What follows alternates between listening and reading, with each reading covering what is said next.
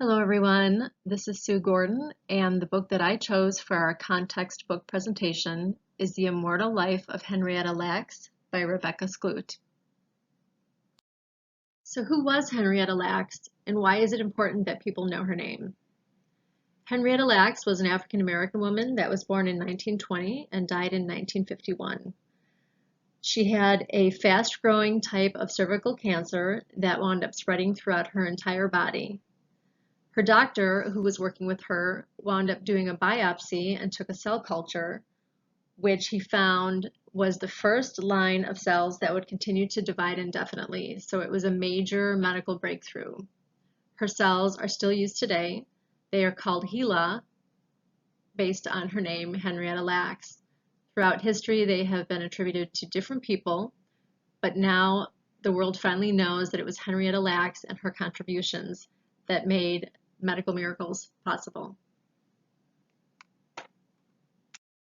The story of Henrietta Lacks is one filled with many, many things. It has exciting descriptions of medical advances, potential cures for diseases, and the opportunity to use and study these cells indefinitely because they continue to split and divide and are used today. On the other hand, the book is also a story of poverty, sadness, despair, race, patients' rights, ethics, privacy, morality, and science.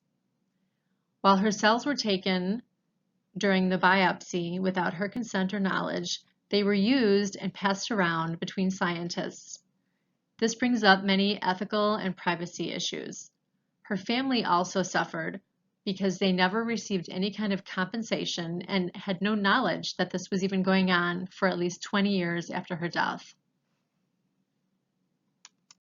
Based on the topics that we have discussed so far in this class, this book's relevance is primarily regarding the ethical and legal issues related to research involving data collected from individuals.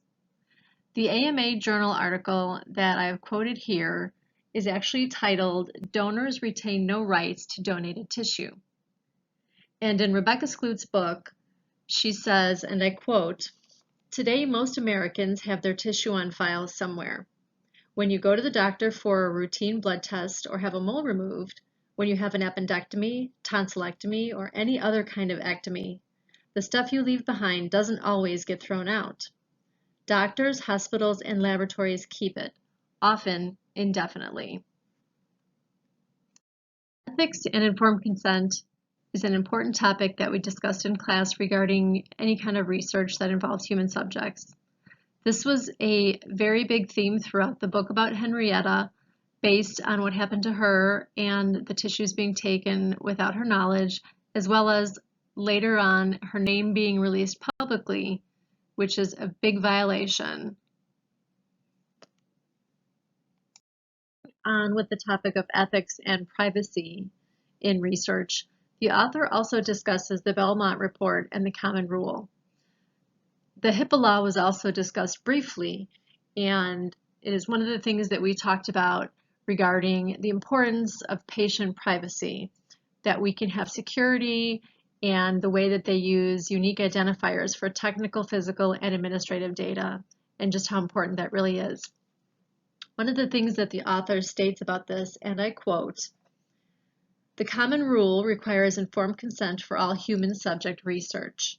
But in practice, most tissue research isn't covered because 1, it's not federally funded, or 2, the researcher never learns the identity of the donors or has first-hand contact with them, in which case it's not considered research on humans." So in the end, the common rule doesn't actually govern most tissue research. And that's just something for us all to think about and take a minute and really mull that over. The fact that our tissues can be kept and used for research, which can be good and bad, but it is without our consent or knowledge. The Immortal Life of Henrietta Lacks really does touch on every one of these topics that you see here on this signpost. The Immortal Life of Henrietta Lacks is an excellent reminder of how people deserve to be treated, regardless of any biases that would be based on race, religion, age, culture, or any other issues that people would have. It's so important that we as information professionals conduct our research and our behavior even on a day-to-day basis with the utmost respect for one another. This book to be really fascinating and informative. It was very emotionally engaging, it was mentally challenging, and it really makes the reader question their own opinions and biases, which I think is important. Looking at the time period in which Henrietta and her family lived also is a stark reminder of the injustices that people have faced based on the color of their skin, their religious beliefs, etc. I think this is an outstanding book. It has wonderful historical applications. It has very interesting medical information regarding the beginning of the first immortal cell line, which came from Henrietta, and how her cells are still alive today, helping in research labs across the country. The other thing I found really fascinating as a side note was that the HeLa cells actually became a problem at one point because they were so widely used. It turns out a lot of the research that had been done over the years, millions of dollars worth, was actually tainted with HeLa cells. People tried to replicate some of their studies and their research programs, and they found out that what they were really doing was tainted studies with HeLa cells that had gotten in the way. And they had to replicate all of those studies and spend millions of dollars more to fix it. So in a way, it was interesting to see, and her daughter Deborah was quoted in the book as saying how this was her mom's way of getting back at them. All these researchers who have used her cells, they took them without their permission, and the family has never received anything from what they did.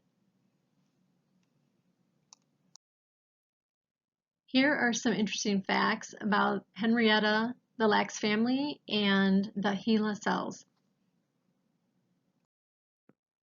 Over the many years of researching and writing this book, the author spent countless hours with Henrietta's daughter, Deborah. During those sessions, Deborah stated many times how she no longer was looking for financial compensation.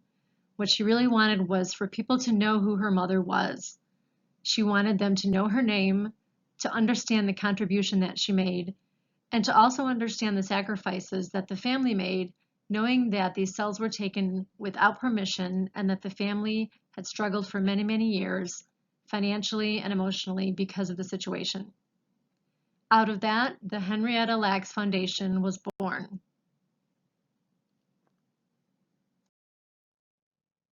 This foundation has not only helped Henrietta's grandchildren, but also her great-grandchildren and countless other people to achieve their dreams.